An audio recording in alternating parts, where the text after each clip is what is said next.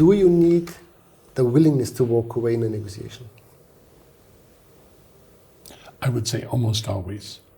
Because if you're not able to say no, you can't really negotiate as a non-hostage.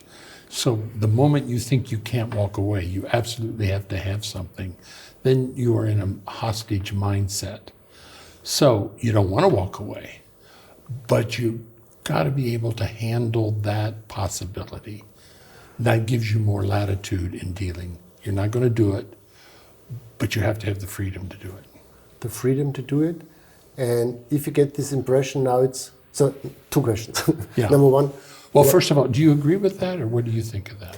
I think you need the willingness to walk away. Yeah. Otherwise, you can't Yeah. negotiate. You need to have this, at least the impression of I could walk away. It's like living. It's like If you're afraid to die, you can't really live.